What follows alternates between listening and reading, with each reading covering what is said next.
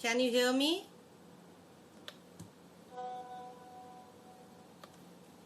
Great. So welcome to this demo class of Monika Goel online classes. I'm happy to see you all over here.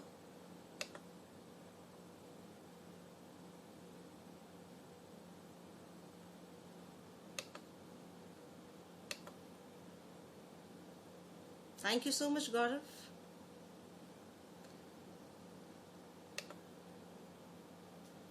I hope this class is,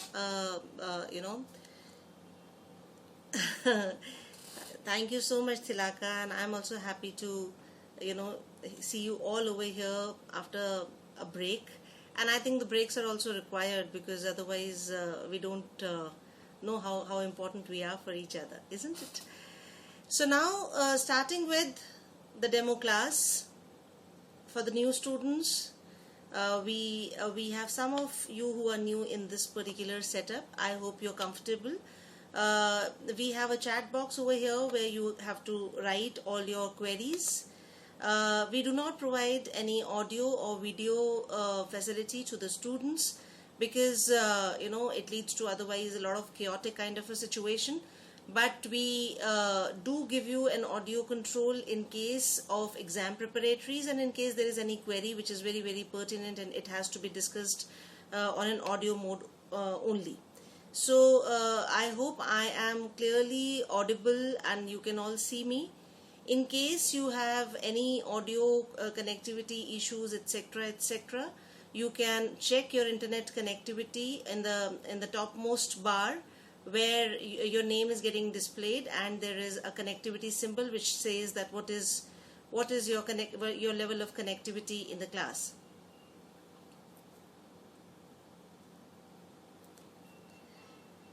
So the agenda for today was that we wanted to understand how should we prepare for these courses of Atlp and FTFM.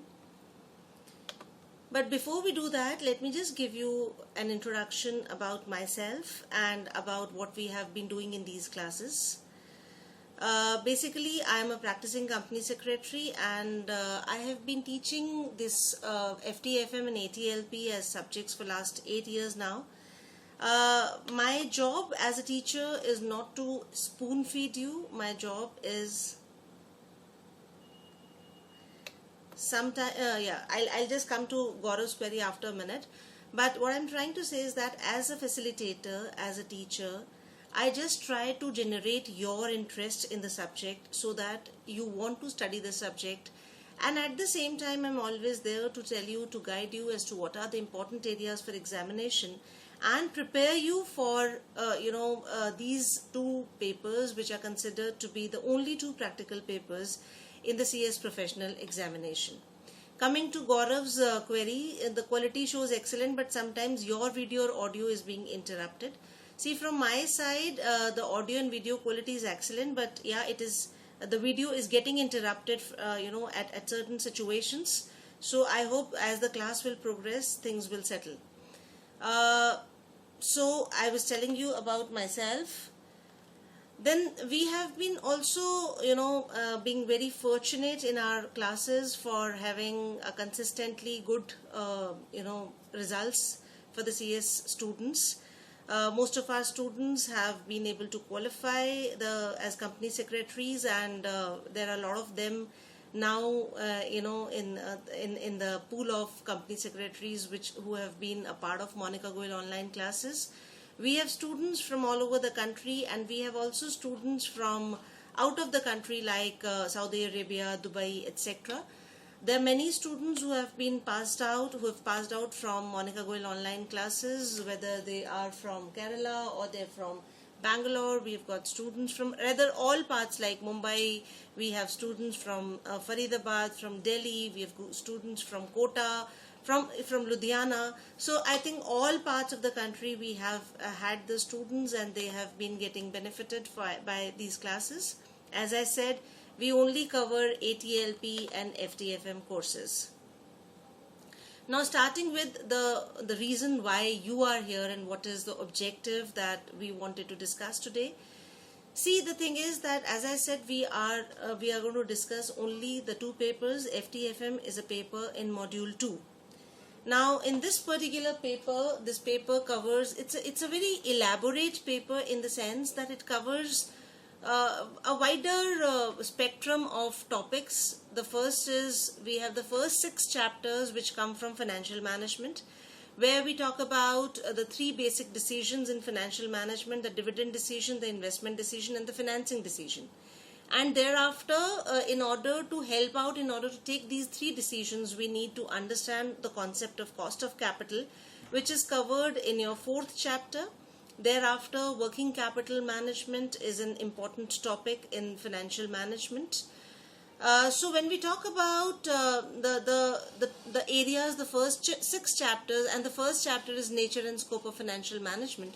So when we talk about these first 6 chapters, they are to a very great extent covering almost 50% of your syllabus.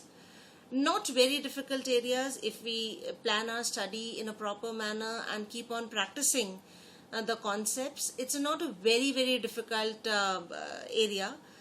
We have some of the students who have already done FTFM with us in our classes who would be able to give us a better opinion on this.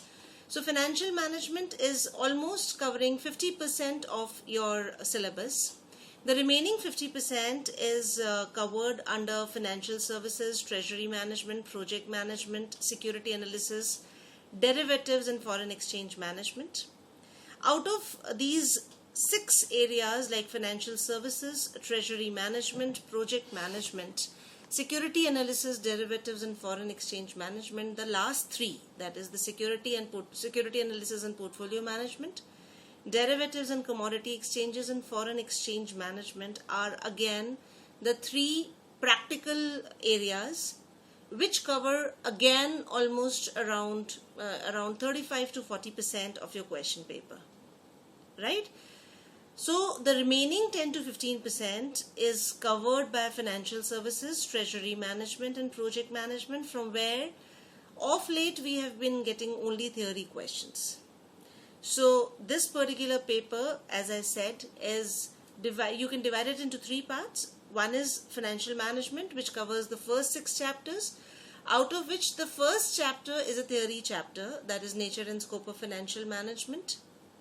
Thereafter, all the chapters are mostly practical in nature, but still we do get a chance to take up theory questions from those chapters as well. So, and then financial services, treasury management, and project management are more or less theory areas, and not much of weightage is of these 3 chapters. Thereafter, we move to security analysis, derivatives, and foreign exchange management. Again, these 3 chapters, as I said, constitute around 30% of your question paper, 25 to 30%, or I can even say more than 35% as well in certain situations. So this is the basic structure of this particular course of FTFM. Now the question comes that, how do we study it, and, what all are the good reference books in this? As I said, that 50% of the paper is covered under financial management. Financial management is an area which many of you must have done in your graduation and post-graduation levels. In general, from this particular area, we get one full question on working capital management, which is, in most of the situations, it is a 16-mark question. So that chapter becomes very important. The question is also not very difficult, but because it's a 16-mark question, so there is a chance that if we are not practiced well, we may commit mistakes. So working capital management is a very simple area, but again a very wide topic, because it covers not only computation of working capital, but also about your debtors management, your cash management, inventory management, and then the banking perspective also comes in. So therefore, this is one chapter where I would want you to spend a good 15 days time, because in most of the situations you're getting around 10 to 15% weightage from one chapter. So that chapter has to be done in the best possible manner, whether you do it from your study material, practice manual, good authors like Khan and Jain, I am Pandey. So wherever you get any questions on working capital management, why I am emphasizing so much on working capital management? Because one, it is easy. Second, you are getting around 10 to 15% question paper from this particular chapter. So do it very, very seriously. It's a very simple chapter, but you need to just grasp the computation and read the question carefully. And for that, if you would practice lots of questions, it becomes easier for you to take up the question in the examination. Then we have, Supraja wants to ask anything. She's raised her hand. Supraja, any queries? Then we have the second part, which is in the financial management area. As I said, the first is working capital management. Another area where we pay a lot of attention is cost of capital. I'm starting from the areas which are simpler in nature and where you can score more marks. Cost of capital again is a very simple area. You can't see me? You have to check your connectivity. I think everybody can see me now. My video is quite settled. So, Supraja, I think if you're able to hear me clearly, I think that should be fine. But at the same time, today it's a demo class, so where you can definitely come to know the level of connectivity that we require for these classes to be able to enjoy it, right? So coming back to the topic where I was saying the second important chapter. Why I'm saying it as important is that these are the chapters from where you can score more marks. They're simpler chapters and more scoring.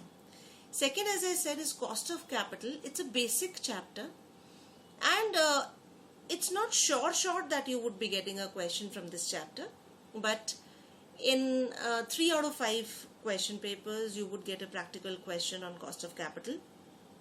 If you get a question, it is the simplest of all questions in general, because now we are in new syllabus. We cannot expect any question with a very high weightage, because in the new syllabus the pattern is that there are small questions in the examination. So we can expect around 5 marks practical question from cost of capital, but it's a short because it's just about some concepts that you have to understand, and then you can score good marks in this paper, right? So then we move to the 3 basic decisions, that is the investment decision, the financing decision, and the dividend decision. From these 3 decisions, I can say we are getting around 35% of the question paper, and there is a lot to do in this. Like, it's not difficult, I would say, but but you have to understand some of the concepts, and in that one of the important concepts is the concept of leverage. Again, as I said, an interesting concept, not much to remember, not many formula to remember, and a concept which, if you understand it properly, I think most of the problems in life get settled. So therefore, I suggest that the third concept that you must prepare well is the concept of leverage. And then capital budgeting is in itself a topic where, again, the weightage is high, around 8 to 10 marks from there. Then we have dividend decision. Around 50-50 chances are there. You may get a question, you may not get a question. Most of the times you get a question on Modigliani-Miller approach in dividend decision. Most of the times, right? So the idea why I'm giving you this kind of an overview is that I want you to note down these important points, because they're not covered in this PPT. Why I'm giving you these important points is that you should know that what are the important areas, isn't it? This gives you a framework to prepare. Like, if you are approaching a battlefield, you should know that what are the weak areas of your opponent, and what are your strong. And if you make them as your strong areas, I think you half of the battle is won that ways. So that's how the first chapter, the nature and scope of financial management, is a very beautifully written chapter in the study material itself. And I think most of the times theory questions are coming from there, so you can expect around a 4-mark theory question from the first chapter. So that's how we talk about the financial management aspect. Coming to the financial services, treasury management and project management, these are simpler areas, not much of a calculation, not much of a difficulty in understanding. If you are clear with if the overview of these topics is clear, I think you would be able to understand them well and you would be able to do them better. You may not start immediately working on these 3 chapters. You may take your time. You can start it somewhere in the month of September also, these 3 chapters. But the chapters which I was talking to you earlier, which relate to financial management, I want you to start it now. It is important, it is high time that we start working on it. Security analysis, derivatives and foreign exchange management, these are technical areas. These are advanced topics. It takes some time to understand these areas. The questions asked in the examination are many a times repetitive in nature, but still students do commit mistake even in repetitive questions because these are slightly advanced concepts. In our classes, we take repeated exercises on these topics, and still it takes time for the students to understand. Alright, so therefore these are the topics which we generally take as second. First we take financial management so that you build up a confidence and you know that now 50% of the question paper is ready. Then we start with security analysis, derivatives and foreign exchange management. There again, so what we want is that July, August, these 2 months you should be well versed, you should work really hard on financial management. As we start with the security analysis, derivatives and foreign exchange management somewhere towards the end of August, then I want you to give at least a period of 1.5 months on these 3 chapters.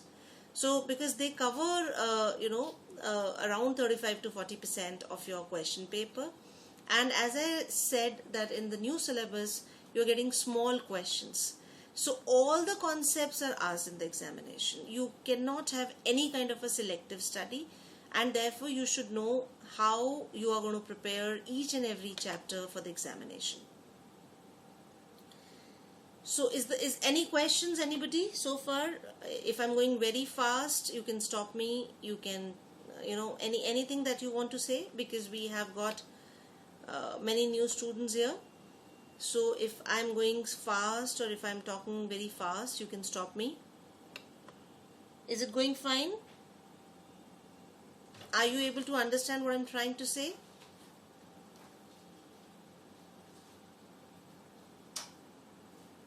Okay. So now we move to how do we have to actually study. See, the thing is that for any chapter that you start, whether it is working capital or it is cost of capital, any chapter that you start, the theoretical framework must be absolutely clear. Because, just remembering the formulae and, going ahead does not lead to any kind of a clarity. So we need to have the conceptual clarity first. Why is something which is very, very important. Why working capital management is so very important. What are the important areas, or and how do we finance this working capital? What are the various sources? So a lot of theoretical things have to be very, very clear before you move to practical aspects of any chapter for that matter in FTFM. So theory is given well in study material, but at times it needs to be supplemented with good reference books as well. Because what happens many a times, what students do, they just read the theory from study material and just pick up the reference books for doing the practical questions, and at times they're not able to do practical questions in the reference books because the reference book had got some advanced level of theory which was not clear to us when we studied the study material. So theory needs to be read not once, not twice, but thrice. So once you study just to understand the concept, then second time you study it for better conceptual understanding, and then you do practical questions, and then refer again the theory after looking at the practical questions, because then theory will become all the more clearer. So one basic reading, then a sound reading of theory, then practical questions, then again looking at the theory. So is it getting clear?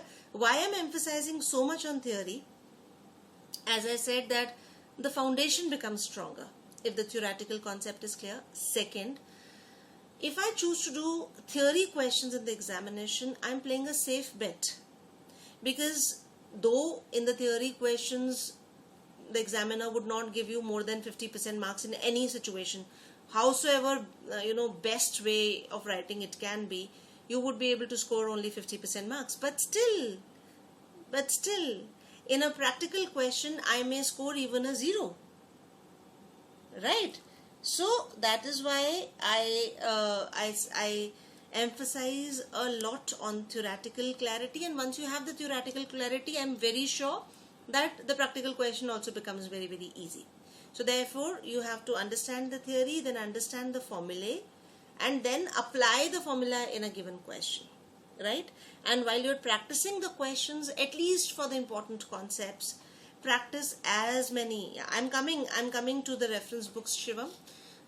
Practice as many practical questions as you can, and wherever you find any doubt, any question, any query, just you can always WhatsApp me. And most of the times I try to attend within a time frame of 1 or 2 hours. At times it takes even 4 or 5 hours to answer a particular question if I'm keeping very busy. But at the same time, from 4 to 5 in the evening, I'm always available for my student queries. So any time where you want to call me, you can call me between 4 to 5 in the evening, from Monday to Friday, not on weekends. So now, having understood how we have to go ahead, now we have to see that what should be the steps in that particular direction. First of all, once you start reading the theory, start marking important areas in your study material itself, or you can make your notes, whichever way is convenient to you, right? Because next time when you study, you should know, okay, this is something which I had marked, and this is something which I have in my notes. So every time it should not be starting from the scratch. So you should keep writing small notes, either in your study material or in your notebook while you're preparing. In case, as I said, of any kind of a doubt, you can always click a picture, WhatsApp me and ask me. And in case the problem is very, very intense, you can even call me, as I said, between 4 to 5. The next is like writing answers, because you've now studied, you have understood the concept, you've started practicing the questions. Now comes writing the answers. What happens? What we generally do is, we just read the theory, then we do 1 or 2 questions with a hand, and then we start reading the practical questions also. We don't do it with our own hand. The most important thing is that each and every practical question that you are doing, try to do it with your hand, right? Not just reading the practical questions. Secondly, we also conduct exam preparatory classes where we make you write a lot of practical as well as theory questions. These exam preparatory classes have been very, very helpful. In the last examination, we had almost 30% of the question paper coming from exam preparatory papers only. So that ways, once you've done the exam preparatory, you know that, okay, you get so much of confidence, right? Because I can read from some of the messages which I've got from the students coming straight away out of the examination hall and saying that, ma'am, even Dipali is here. Dipali also, I think, wrote to me immediately the same day that, because of this exam preparatory, I was able to do my paper in a very good manner. So that's how, what I was trying to say is that this exam preparatory, it is really very, very helpful. Coming to the question which Shivam was asking, which all should be the reference books? We've got lots of reference books over here. The basic is your study material. Thereafter, two of the books which have been going on for ages, which I have also studied and I recommend you also to study, is Financial Management by M.Y. Khan and P.K. Jain and Financial Management by I.M. Pandey. These are standard books on the topic, and any student who has studied financial management and has not referred to these books would be considered to be not not a student of financial management. So these are like the basic. I was talking to Professor Jain, who's the author of Financial Management, this book, and I told him that this book is like a Bible for us. So he was very happy when he heard this statement. And I really mean it. See, these two authors are like Bibles for any student of financial management. I.M. Pandey is, as I've already included it. So these are Bibles for us. They contain theory also very beautifully, and they also contain a lot of practical questions.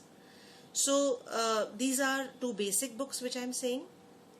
Then slightly higher than this. So this you can take it up. Ma'am, can we rely only on module? Is it necessary to cover these? As I said, Gaurav, it is the Bible.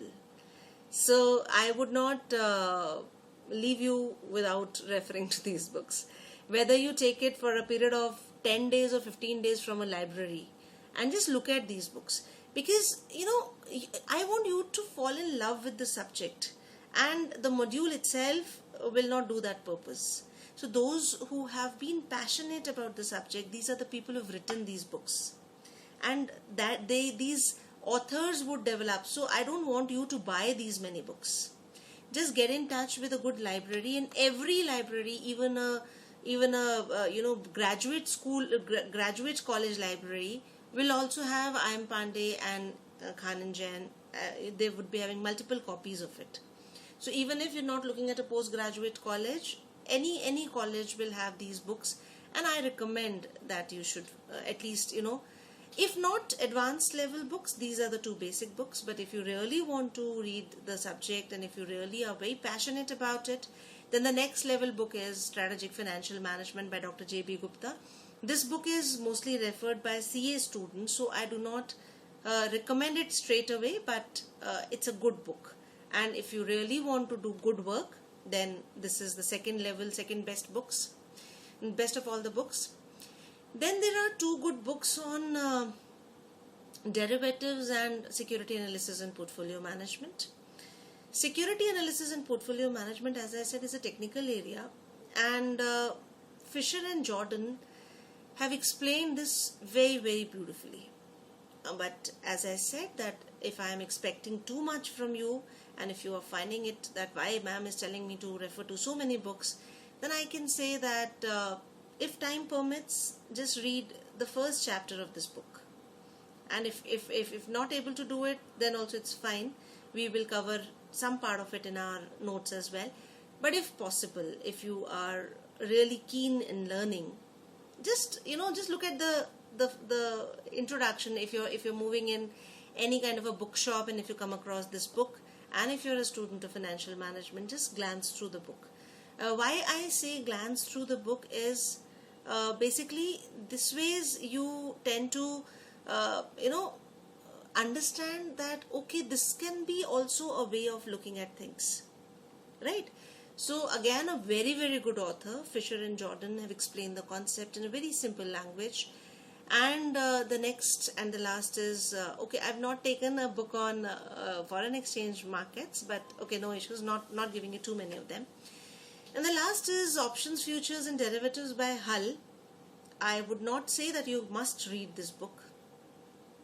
It's again, Hull is a very well-known author in case of derivatives subject, but he writes a little advanced. So in case you feel like, you can refer to him. Otherwise, you can refer to class notes and your study material for options, futures and derivatives as well. So these are the books. So as I said, basic books are there. These are mandatory. Then we have some of the reference books. If you are comfortable taking these books, if you have some source of getting in touch with the library, it is good. These are, and even if you decide to buy them, these are considered to be the books which should be in the library of a student of finance. So that ways, up to you how you want to take it up.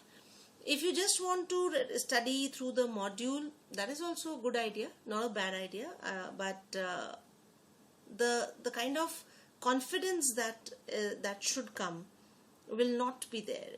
You would be able to pass the examination, that's not at all a problem, but that passion for the subject would not come. Is it fine? Any questions on FTFM? So those who are new to my classes must have got an understanding that I am a person who would make you work a little harder. So be prepared, and if you decide to work with me, the journey is not going to be on spoon feeding. The journey will not be on to just give you some basic 15, 20, 100, 200 questions and say, okay, this is enough. You will have to work with me for these next 6 months. So if with this kind of a commitment, I want you to decide to join Monika Goel online classes, right? So now we move to any questions from time management point of view. Okay, I'll be coming to these questions, Sharath. Just give me some time. This PPT, discussion today is phased in 2 parts. One, we would be giving you an introduction, as I gave my introduction, then introduction to the subjects, and then I'll be talking about the various student queries which are very common from the perspective of a student: time management, time required, number of revisions required, which subjects, everything will be taken up. So now starting with the next topic, which is Atlp, a very, very interesting subject. FTFM can be considered to be more scoring as compared to Atlp, but there have been various examinations where the students have been able to score more marks in Atlp than in FTFM. This is one subject which needs to be understood in the manner that, because it's so vast, we do not expect you to to remember everything. So this subject has to be imbibed in a person. Like if a situation is brought in front of you, you may not remember the provisions of the law, but your hold on the subject should be such that you come to the right point, right? So it's a vast subject. It covers full direct taxes, full international taxation, and full indirect taxes. These, when we were the students, we used to have separate papers for direct and indirect taxes, and in CA still we have separate papers for direct and indirect taxes. In our examination, many a times CA questions are also picked up, so the level of examination is not something which has been kept low. So therefore, we have to be ready for this paper. This paper requires full 6 months of working. You cannot decide to pick up this paper towards the last 1.5 months, because it's a very vast subject. And the second thing is that it's a fast changing subject, because every year the budget comes and every year the provisions come in, and thereafter we've got so many notifications and judicial decisions, and the examiner makes it a point to check your level of updation as well. So therefore you have to be updated with respect to this. Particularly in part A, updates are asked more as compared to part B in the examination. And in part B, more of the judicial decisions are asked. So part A is more towards, if the weightage of latest amendments and notifications and judicial decisions is around 15% in the question paper. So 5% of direct taxes, the 5%, that 5-mark question in direct taxes we can expect from the latest amendments, and around 10 marks in the indirect taxes part we can expect from the latest judicial decisions. So that ways we have to be updated with the judicial decisions, and that at least of the Supreme Court level decisions we should be familiar with. Try to read the decisions, like if you are appearing in 2016, then 2014, 15 and early 2016 decisions would be important for you in the examination. Most of the times they ask Supreme Court level decisions, but there have been chances where they have asked even High Court level decisions as well. I do not emphasize much on remembering all High Court decisions, but at least Supreme Court level decisions, we recommend that you should be remembering those the case names as well. So we have got two parts in this paper. Part A is direct taxes and international taxation, which covers 30 marks of your question paper. And part B is indirect taxes, which is 70 marks, which covers excise, customs, service tax and VAT. So, as I said, this is a full paper on taxation and a very wide area of discussion is here. For the December 2016 examination, assessment year 2016-17 is applicable, and this assessment year was applicable in the last June examination as well. So there is not much of a problem in procuring the books or any updated study material, etc. You will have all information available from the institute. You will have all information available in the market with reference to the reference books. So not much of a difficulties here. All amendments up to 30th of June 2016 are relevant. In this subject, as I said, regular study is must. Many a times I emphasize on carrying the book while you are traveling. A good author, which I would be suggesting, just carry that. These are not very heavy books. You can carry them with you while you are traveling. You can carry them with you while you want to. While you just these are particularly taxes like excise and service tax. They're not very complicated.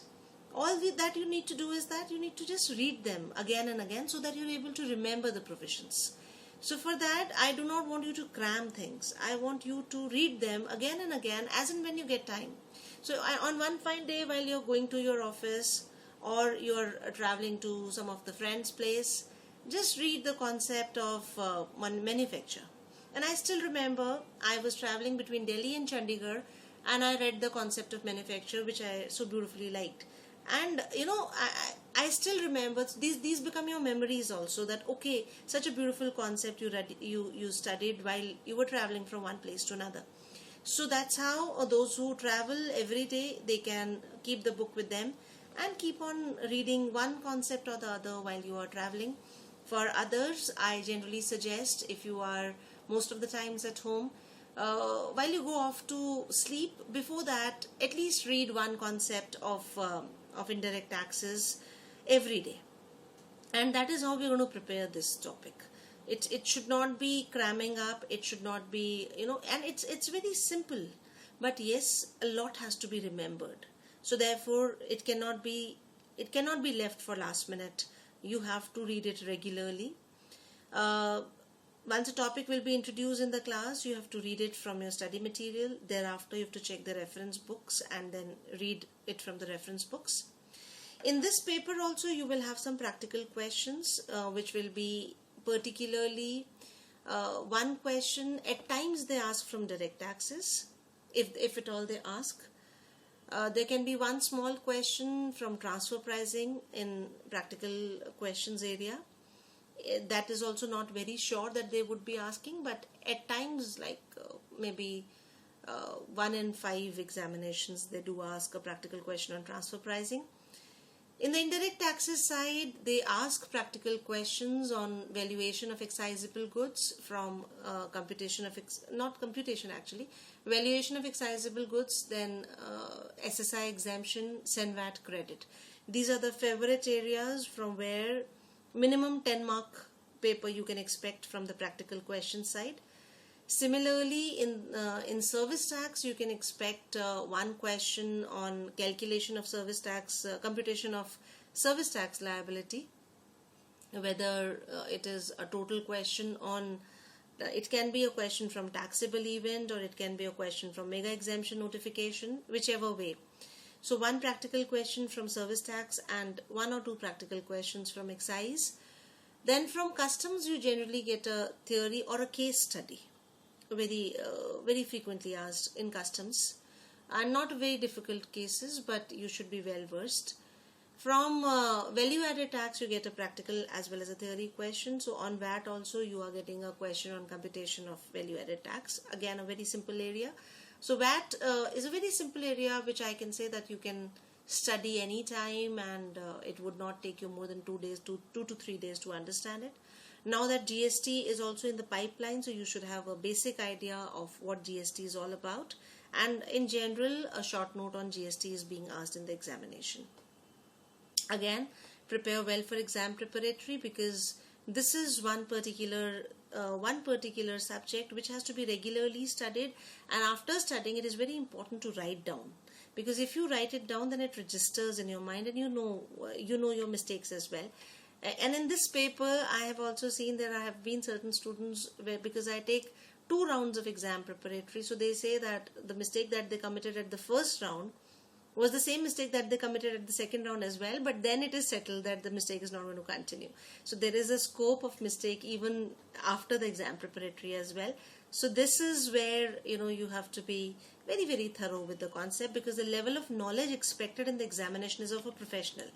So if you do not have a practical or a professional experience in this area, it is by reading again and again you start imagining, and this is something. Now when I say about imagining, this is something which I want to say that, as a student I want you to feel like a professional, and that is why I want you to read so much, because once you read something, like when you watch a movie or when you read a novel, don't you start getting related with the characters in that particular novel or in the movie. So as you start reading the subjects, I want you to feel like, like when you're studying excise, I want you to feel like a manufacturer. And just try to understand from his perspective. So that is where, that kind of an interest will get developed only by at least 3 revisions. And at times there are certain students who have got that kind of a mindset. They pick up even at the first level of discussion. So basically what we want is that you should feel like a manufacturer, you should feel like an importer, you should feel like a service provider, you should feel like a retailer or like a wholesaler when you're studying about VAT. And that is how you will develop your interest in this particular subject. 2 important reference books here: Direct Taxes and International Taxation, covered in V.K. Singhania. It's a very bulky book, and at times students find it that why am I asked to read this bigger size of a book for a 30-mark paper. So the choice is yours. I will not force you, because now earlier we used to have Direct Taxes and International Taxation for 50 mark. There I made it very compulsory to go through this book. But if if possible, and if you really want to enjoy, as I said, the subject, then Direct Taxes, Laws and Practice by V.K. Singhania is a good book. And in this, we also, in the management courses, we take up a simpler book by V.K. Singhania. I think for new syllabus students, we would like to replace. So you may not take this particular book. We would be replacing it for the sake of reference with an easier book by V.K. Singhania himself. And for indirect taxes, Date, the Indirect Taxes Law and Practice by V.S. Date, is the best known author and must be studied, whether you study from study material or not. But this is the author. This is the author that you must study. Now, Sharad is asking a question: how to access judicial pronouncement on direct taxes as well as indirect taxes? See, we rely on CA Institute's updates on the cases, and they are very good updates, very regularly updated, and we recommend that. And from that we do selective study, because there are a lot of cases there. So we select some of the cases which we find to be important, and then give all the cases to the students, where selected cases are discussed in the classes, and the remaining cases can be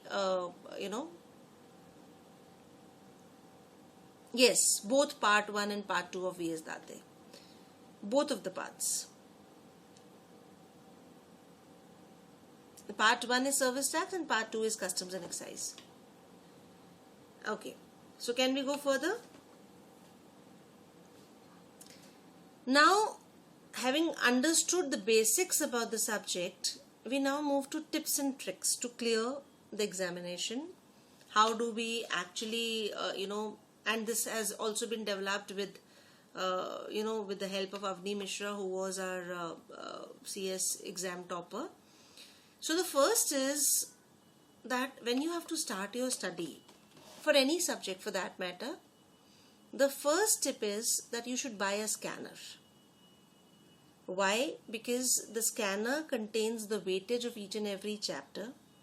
It also tells you that which of the questions are repeated in the examination, so that before starting your study, look at the scanner so that you know that what all are the areas from where the questions are being asked repeatedly. Right?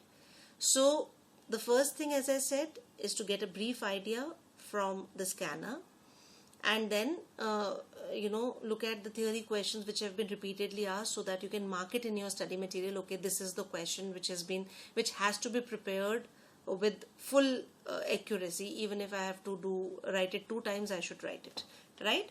So as I already said, attempting theory questions is much more safer.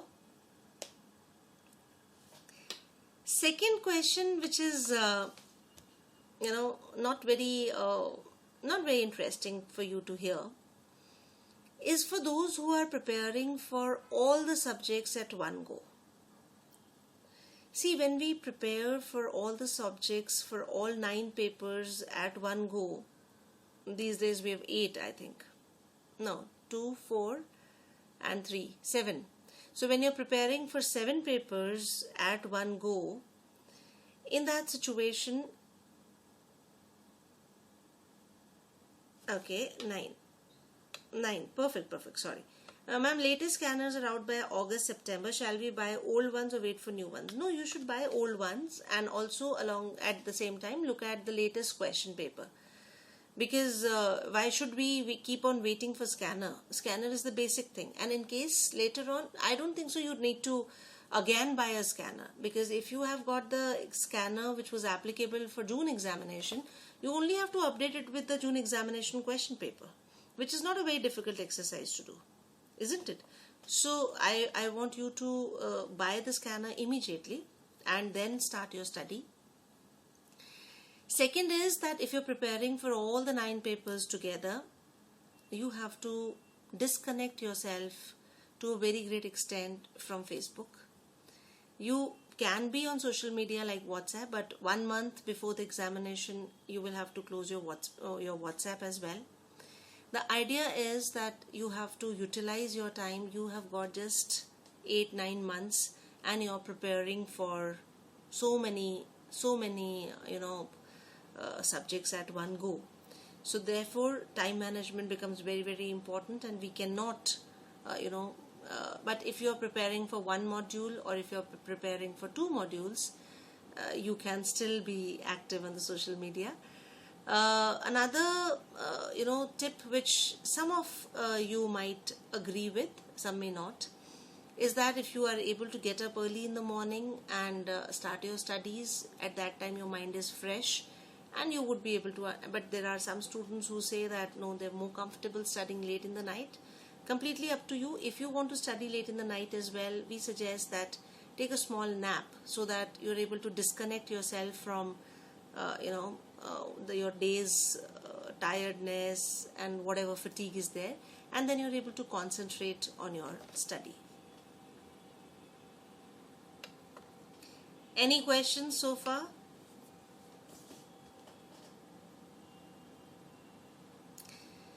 Coming to the next, that how do I plan my study? In the sense that if I'm preparing for say 1 module, then it's fine. Should I take up both the subjects together, or should I take them one by one? Sanchita, no personal comments, but I would not recommend this book.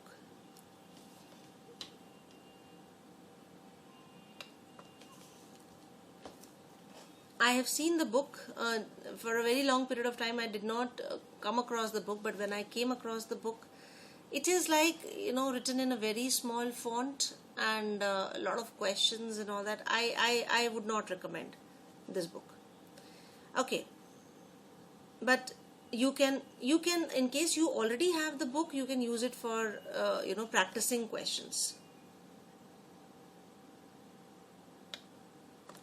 So no issues. We will be telling you as to which all chapters you have to read from these books, right?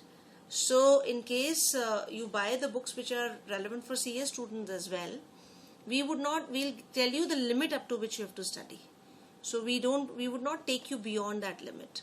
But having a book in your personal library, I think, is not a bad idea. So next is, as I was saying, is that the question comes that should I study both the two papers together, or should I do one at one time and then the second at the other time? I generally recommend taking both the papers together, and if you're preparing for all the 9 papers, then take one theory and one practical at the same time, because doing too much of a practical paper also gives you a lot of tiredness. At that time, if you have a theory paper and if you're not in a mood to study a practical paper, you can read the theory paper.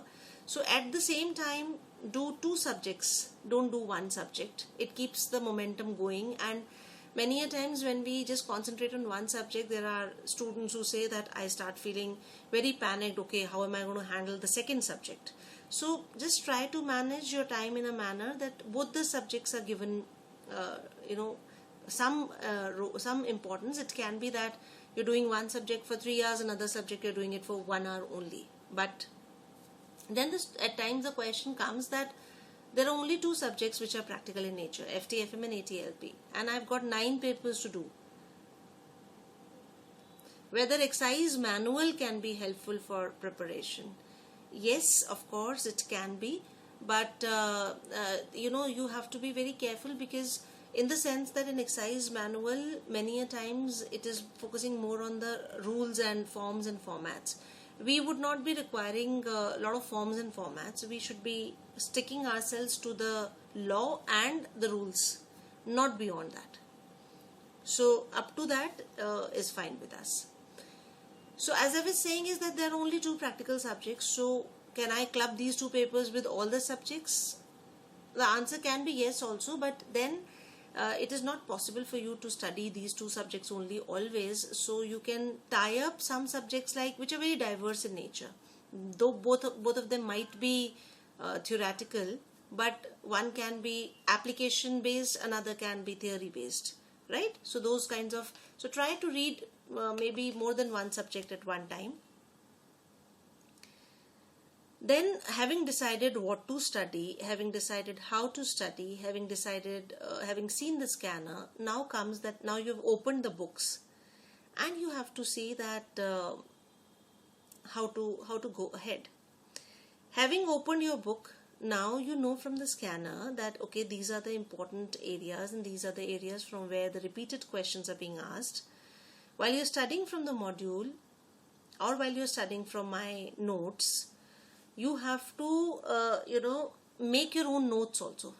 It's not that only the module or only my notes or only the reference books. No. While you study, every student has got a different flair for different authors. So what you can say is that okay, this is the chapter which I'm going to read from the module, or this is one particular aspect in this chapter which I'm going to study from module. Another aspect is covered in ma'am's notes, and the third aspect might be in a particular reference book. So keep marking, from the very first level of revision, start making your own notes, or start at least scribbling down or underlining important areas in your module, so that next time when you work, you know that okay, now this is the area, these are the areas which I had already marked earlier, and now I have to just read them again, right? Every time a tip is given or some notes are given, or we would be giving you that okay, this is the area from where we're expecting a question this time or something, we'll be telling you in the classes. So please write those tips in the module itself, so that you should not be, while you do your preparation, you should not be scattered. You should not be feeling that okay, पता नहीं कौन सी चीज कहाँ से पढ़नी थी, पता नहीं क्या हो गया, इतना कुछ पढ़ लिया लेकिन अभी पता ही नहीं कि कौन सी चीज कहाँ रख दी. It should not be. So we have to be organized, and in order to organize ourselves, we have to keep all the things together and mark on it. Okay, this is something which is, and if possible, make your own notes. Now coming to having read from the study material or from the reference books, how do we take it forward? As I said, you have to read once, then you have to read twice, then you have to read thrice as well. Try reading a lot. The more you read, the better clarity you will have. There is no way to explain this. But over a period of time, what I have understood is that by reading a lot, your comprehension improves, and then everything starts getting understandable. So keep reading. Don't say that okay, मैंने इतना पढ़ लिया, अब मुझे और पढ़ने की जरूरत नहीं. There is a need to keep reading always, right? Then practice a lot of practical questions while you are writing your answers or while you're making your notes also. Please focus on right kind of presentation. Do not make it a habit of cutting, overwriting, bad handwriting, because these are the things which really ruin our scores, right? And in case you've done any mistake in exam preparatory or while preparation, just note it down, and before the examination just look at that mistake, because there is a chance that you may commit the same mistake again. So therefore, if I have done something wrong, I'll make a note of how it should be done correctly, so that, and immediately before the examination, maybe 1 hour before the examination, just have a look at those areas where there is a chance that you can commit a mistake. Coverage, as I've again and again been saying, there is no selective study. You have to cover each and every chapter, each and every concept. Yes, but there can be some weightage that you will give to more important concepts. But nothing can be left unattended. You have to study the full module.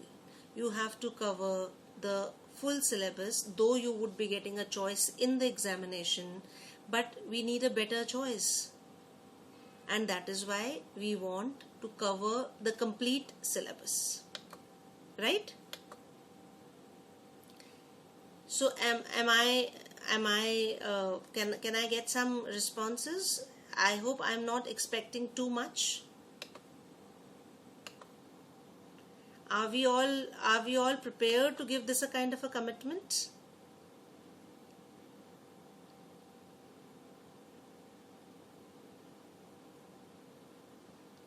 Great. Because unless we commit ourselves, because we want one shot, right? We just want one shot clearance. And for that, because there is not going to be any second chance, why not learn it completely? Isn't it?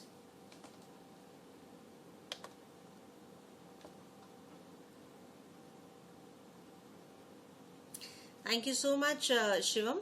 But at the same time, yes, it should be like you should enjoy this, because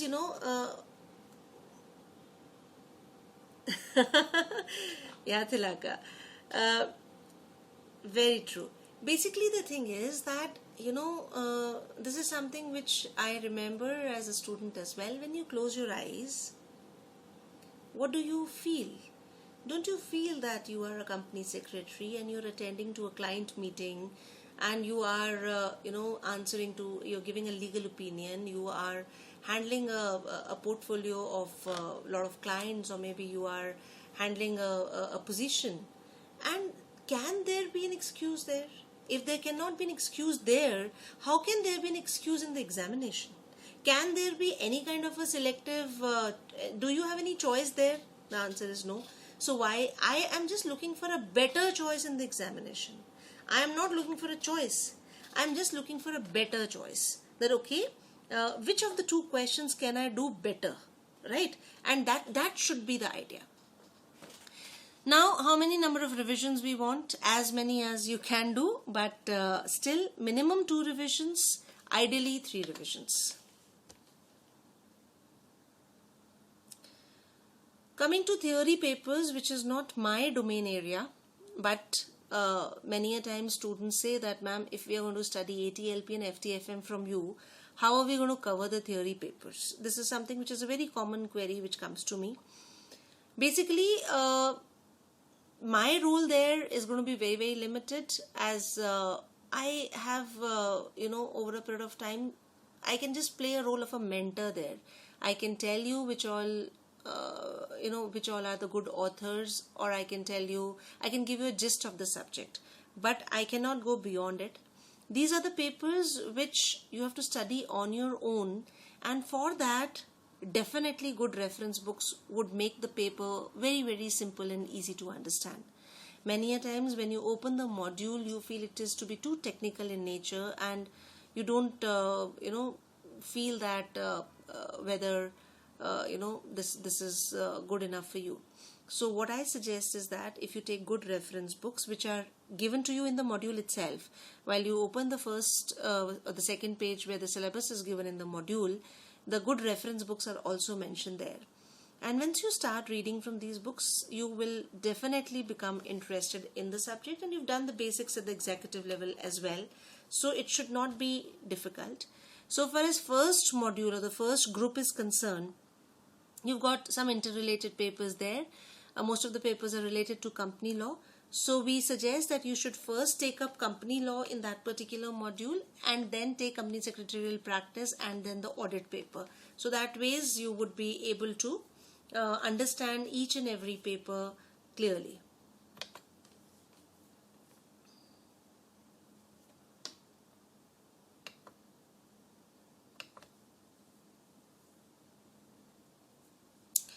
Yeah, we have a question that which should be the elective paper. I'll be taking Gaurav's query also. Just give me 1 second. First is which should be the elective paper. See, this has got a particular answer. Like if you are working in a particular area, or if you have got some experience in a particular area, take up that. So if you have been working in a bank, take up banking as an elective paper. If you have been working in the stock exchange, take up stock exchange, capital, commodity markets as an elective paper. And you have, if you have any exposure to, this thing, your intellectual property rights, but many a times we are the students, we do not have any exposure.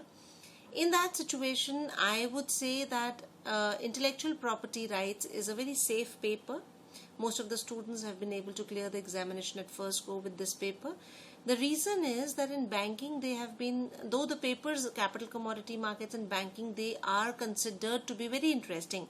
Like if anybody gives me a choice, I would be choosing banking or the capital, commodity markets. But from the point of view of clearing the examination, IPR paper is a theory paper, and it's an open book examination. So if you are able to get a theory paper with an open book examination, I think your job becomes easier. You don't have to depend too much on, because in case of practical papers, even if you're carrying 2-3 books, you might not be able to solve the problem if you've not done it earlier, right? So I hope, Shivam, I have answered your query. Coming to Gaurav's query, if we are preparing for all 9 papers, reading reference books for all is very difficult. We have to revise also entire syllabus.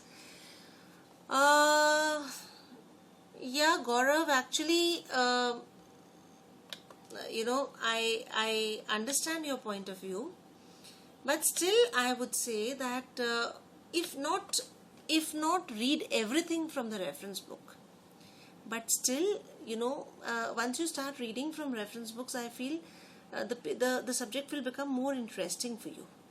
But the idea is to get a good book. Because many a times when we look at the module, if you're able to understand it from the module, fine, good enough, not a problem at all. But if you find that, it is getting confusing, or if it is getting too boring, or if it is getting too elaborate, in that situation, you should read from the reference books, right? So once you start your preparation, if you're comfortable with the module, go ahead. But if you are finding it to be boring, or if you're finding it to be confusing, the right thing to do is to refer, if not all the chapters, at least for some chapters.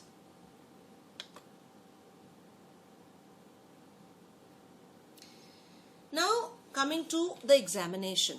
So far we've understood how to practice, we've understood how to study.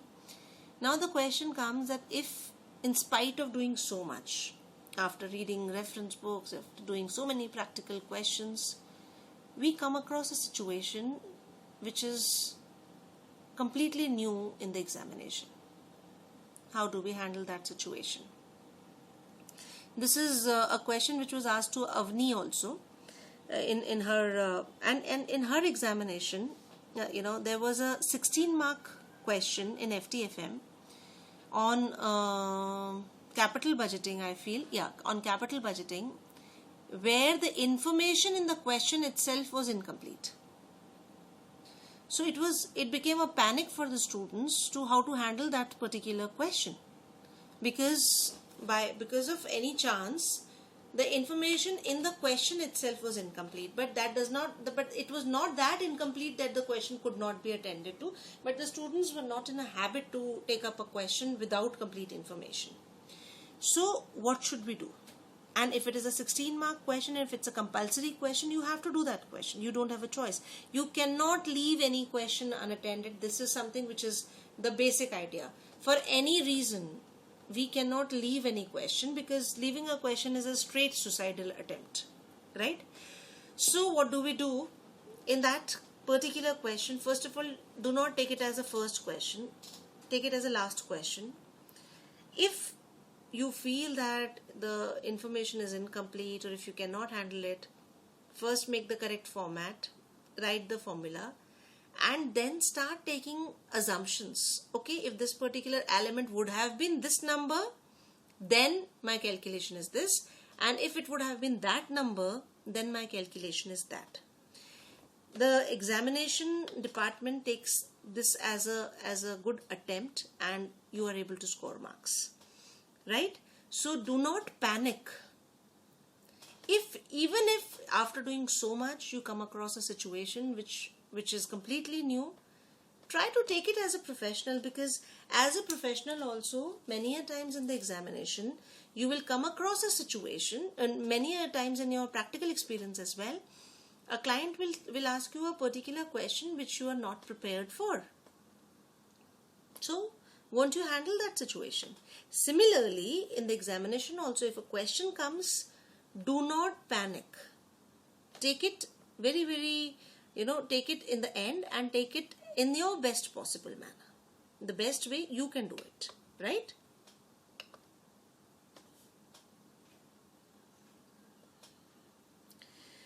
Second thing is, in the examination, you have to be in the right frame of mind. Do not panic. This is something which is very, very, very, very important. The battle is half lost if we are, scared, or if you are afraid. So therefore, there is nothing to be afraid of, first of all. And this is something which I have seen with many, many, many students. Confidence comes from hard work, definitely. But once you have worked hard, then have faith in yourself. Then there is no point getting panicked, right? So therefore, once you work hard, develop that confidence, and then have faith in yourself and have faith in Almighty also. For that, meditate every day. It is something which is very, very important. Please start meditating, because that gives you a basic frame of mind, that gives you a calmness, that gives you a clarity. And this is and then after that, once you study, it registers well, and it makes you more confident. Then we have got some very typical questions. Does examination center makes a difference? Does it make a difference? Anybody? From where you appear for an examination, does it make a difference?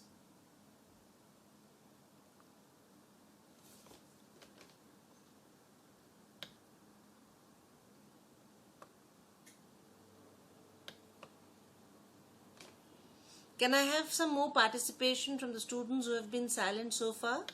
Amrita, Supraja, I've not heard anything from you. I don't think so, Shivam says. Very good. Okay. People say, but I don't think so. Yes, ma'am, no, ma'am. Okay. So, examination center does not make much of a difference. So, you can choose any convenient place. But, yes, there are certain centers where there are students who are not much exposed to the subjects. Yeah, there. So choose a center which is closer to your place of residence. That is something which is important, because every day when you have an examination, there are students who are not able to do well in the examination, because every day there is an examination, and they become very tired studying, and then traveling and all that. So try to be close to the examination center. Second is that there are some areas where definitely if the students sitting next to you have got lesser exposure, at times you are able to score more marks, but these are just a matter of chances, which may not always hold true. How to handle latest amendments? This question I've already answered. It's very, very important. Yes, of course, Supraja. And people from Bangalore definitely need to be very, very careful about the traffic conditions. Now we come to the next. Gaurav is saying that, are there standard deductions in our marks? Yeah, in theory questions you should not expect more than 60% in any situation. So you can say that it's a standard deduction. But in practical questions, there is a step marking, which I would be discussing with you in the classes as well. So if you're wrong in the first step, then you lose the entire question, right? So because the information is going to be used from one step to another. So therefore, yes, that ways the institute is very, very tough. So you have to be very careful.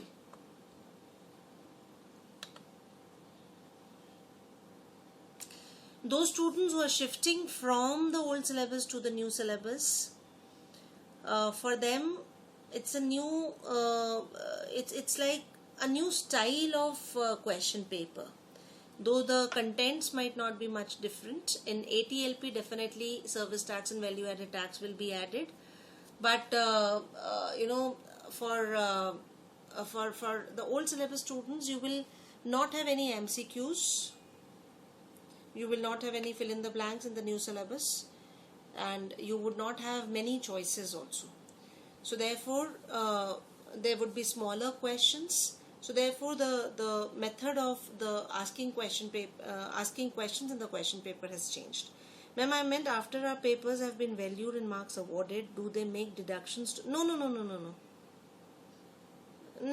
it's nothing of that sort.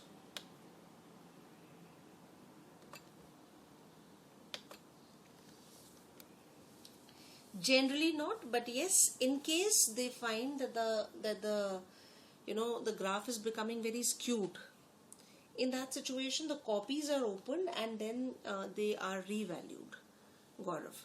So it should not be like, if it is like the average marks for all the students is coming say around 50, and there is one set of area from where the students are scoring more than 70. In that situation, definitely they need to check. So there is some amount of checking, but not that much that they will have a standard deduction. As I was talking about stress, fear, panic, these are general problems which we are seeing in students. Today you might not, you would be thinking that, why is ma'am taking these topics? But I can tell you that just a month before examination, these things start coming very, very regularly from all set of students to us. Some say that, I am not able to sleep. Some say that I'm not able to study because of stress. Some say that I am finding myself to be completely blank during the preparation or at the time of examination. See, one I've already discussed with you. Start meditating. This is something which is very, very important. Second is that you have to now make your fear as your strength. What do I mean to say by that? It's like if you're not able to sleep because you're afraid, then start studying. Isn't it? Try to, engage your family. Try to get support from the people who give you a positive feeling. Because these are the people who would give you, who would encourage you always. And in case you still find that you're not able to understand anything, start reading it again and again. Try to calm yourself by, as I said, some small exercises which we would be discussing with you. And that ways you would be able to handle your stress, because this is one of the things which is very, very individualistic in nature. But this is one problem which has made, we can say that those who are not afraid, even if they've not studied well, they are able to score more marks. And those who are afraid, even if they know each and every provision, even if they know each and every clause, even if they know each and every answer, they've not been able to score good marks. So this fear, this stress does not help. It only gives you, it only damages. So how you have to handle it is something that you have to channelize it. You have to get support. You have to, you have to get that confidence that you can do it. And some of the indications of stress I can tell you is that when you're stressed, you would tend to write an extra long answer. So if an answer is supposed to be finished in one paragraph, you would be writing it in 3 paragraphs just because you're too afraid. So please don't do that. We have to be balanced, and in the process we end up wasting so much of time that we're not able to complete the full paper. So we have to be balanced. Yeah, there is no gap between papers, so please guide a bit on managing 9 papers in one go. Very correct, Gaurav, and this is the problem which one of my students faced in this examination. The first thing is that what you eat is very important. Your health conditions. One is this, that you have to try to keep your routine in a manner that you are healthy. There should not be any kind of a physical problem. That is one. No, because we have some students who suffer from migraine. There are students who have those kinds of. So one is that you have to maintain your health. For that, you have to have a balanced diet. No overeating. Taking a lot of liquids is something which is very, very important. Second thing is reduce your traveling time, at least during the examination. Get into the habit of studying for around 16 to 18 hours in a day before the examination, because otherwise you would not be able to do it during the examination. So get into a habit of reading or being in your room and reading so much at least 15 days before the examination. Then 15 days before the examination, I don't want you to do it intensively. You can start with 12 hours in a day, then go to 14 hours, 15 hours in a day. That is good enough, because 2-3 hours the push of examination will take you. Then and then take small breaks, which I would be talking to you. There should be some some hobby also that you should be following, because too much of study also does not help. So if you have got some hobby, you would be able to, if you spend some family time, good family time, follow your hobbies as well, and then you are able to, then you would be able to utilize your energy that you've gathered that way to, finish off with your, which I would be coming to this a little later as well. So sometimes we say that I am not able to, learn very fast. I take too much of time doing a single chapter. These problems come because of bad comprehension, because if you're not regular in reading, definitely will take time to understand. So once you're starting your first reading, then, start scribbling, start writing, underlining, so that you're on, because many a times what we do, we open up the book and we start daydreaming, and then we waste so much of time. So then, because if you're also keeping a pen in your hand and you're also writing on your module, so that ways you will be more concentrated and you would be able to finish off with the chapter faster. And there is no harm, and there are certain students who say that if I'm not able to understand a concept, I go in Google and then I go into advanced level of researching that particular topic. There's no harm in doing that till the time you've got time. If you don't have time, then you have to close that thing as well. Next is, which I was about to say when I was asking Gaurav's query, that at times we've got some personal commitments, marriage in the house, should I attend the wedding and then appear for the examination as well or not? See, the thing is that life should keep on going. It should not be that we close ourselves and, okay, we are studying, but we still can manage. We have got complete 6 months with us. So it is not that you have to leave everything and, study, because otherwise you will just get bored of all this. You should enjoy important events in your life, marriage of a close relative, or maybe some birthday parties, or maybe whatever. So, but the focus, your time, your study time should not, so either if you have to go for a party, study in advance and then go and enjoy the party. That's not a problem at all. Time management in the examination, I think I should have taken it up earlier also. See, whatever are the number of questions, you have to do 7 questions in 3 hours. Divide 180 minutes with 7 questions. You're not permitted to use any time beyond that. Right? So not more than 11 minutes per question. Oh, sorry, I'm saying it wrong. No, 180 divided by 7 is equals to 7 2s are 14. Yeah, not more than 20-25 minutes per question. It's a good amount of time that you can use. To around 25 minutes per question, I think is fair, good enough. One last tip: how to keep ourselves motivated, how to because in this examination demotivation is bound to come, because I'm asking you to study too much. And it happens at times, student says that, oh my god, I cannot do this. What should I do? First is that, in case, there are some students who study motivating quotes every day. That is one way of doing it. But, another thing is that stay connected with people who keep you motivated. Give message to the people around you that nobody should give you a negative comment. They should not be asking you again and again, कितनी पढ़ाई हो गई, आजकल पढ़ते नहीं हो, कहाँ हो, क्या कर रहे हो. These are basic questions which trouble us a lot. So, and if we have not been able to clear the examination, people become all the more vocal.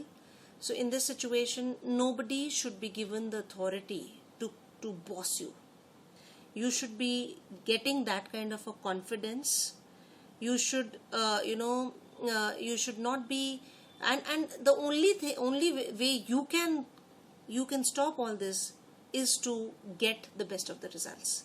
So just tell them that, you mind your own business. I know how to handle myself. So please do not get, because these are the people who at times really put you down.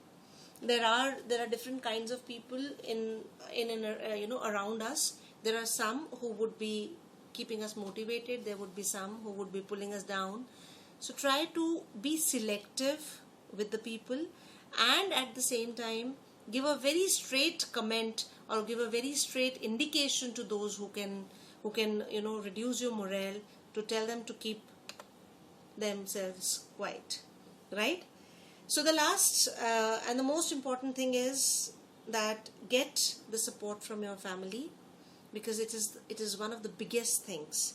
It is something which has done wonders. So that is something which is very, very, very important. The support from the family is a very, very important thing. Support from friends is again a very important thing. There is no need to cut off from everything. Just follow your hobbies, do something extracurricular, go for swimming, go for dancing, go for painting, go for gardening, go for walks, go for cycling, because it helps in relaxing your mind. Do not just only study.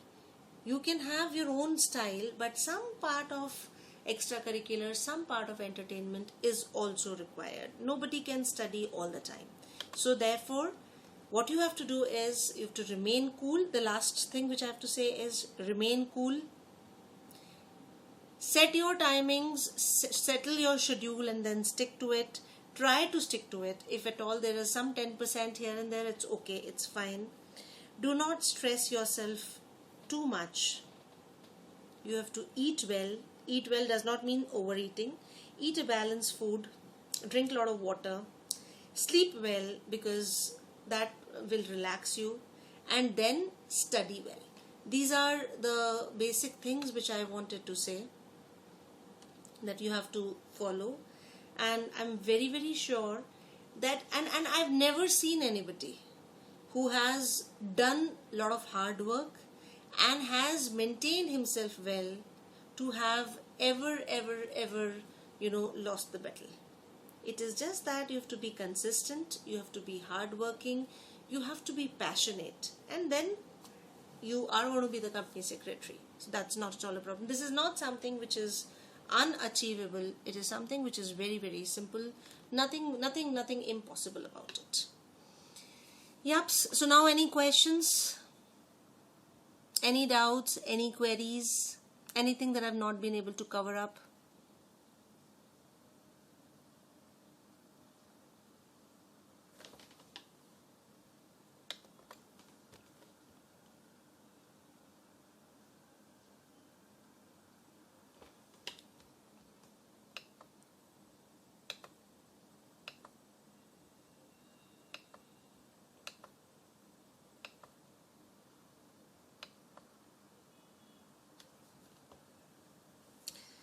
You've covered almost everything. Chaliye, that's very nice. So if anything comes up in your mind, you can always ask. If you could please repeat the answer to the last query. Actually, I had lost audio. Yes, of course, practice manual of the institute is good. What was your last query? No gap between the examination. So I had said that you have to eat well, that the last mantra was there as well. Remain cool, manage time, eat well, do not stress yourself too much, because you get tired or you get more of energy loss because of stress, not because of hard work. So if you keep yourself, if you keep yourself stress-free, if you take the right amount of diet, the balanced diet, and keep yourself healthy, I think it should not be difficult to take up 9 papers at one go. How to stop diverting? Yes, a very, very important question. See, one is meditating. As I said, it really helps in concentration. Second, as I said, you have to keep writing. Like if we just open the book and start reading, we may get diverted very fast. So always keep on writing along with reading. That keeps, and if possible, you can read loudly also. So that ways the focus does not go away.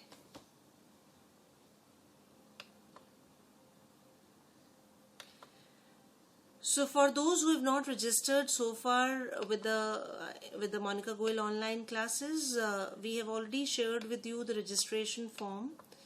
So you can register as and when you are comfortable, and just let us know. The classes would be starting on 10th of July.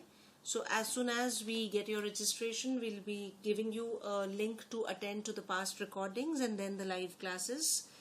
Just let us know as and when you are interested in joining. But if you join at the beginning of the classes, I think it would be good.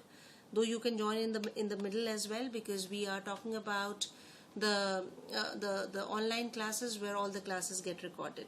And immediately after exams, mind is already pressurized. Should we consider sleeping and waking up at night to study for the next exam? Yes, of course. Immediately after the exam, once you come back, it is advisable that you eat something and then go to sleep for almost half an hour to 45 minutes. You cannot, keep on sleeping for a very long time, maybe maximum an hour. And then, because if we depend too much for the night, and if we're not able to cover up the entire syllabus, that is also not a good idea. And immediately before the examination also, we want you to have a small nap.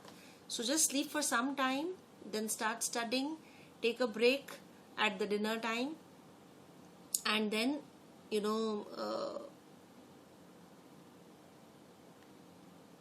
okay, Tilaka, but you would not be working on Saturdays and Sundays, right?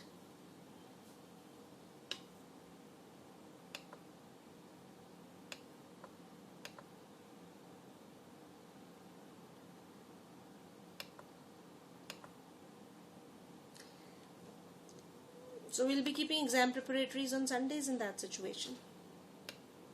Okay. So with this, we close the discussion for today. Anything else that you want me to discuss, please let me know.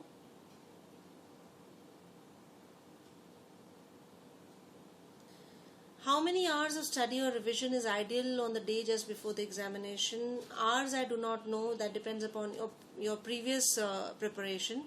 But yes, a full revision is required immediately before the examination. Full revision, whether you cannot leave any topic unattended. You may do some topics fast, you may do some topics where you tend to commit mistakes. You may do it more seriously than the topics which are absolutely clear to you. But nothing should be left one day before the examination. So if you have to do the full syllabus revision, you only have to decide for yourself how many hours of revision is required. As per me, it requires minimum 10 hours of study. It can go to even 13 hours, 12 to 13 hours.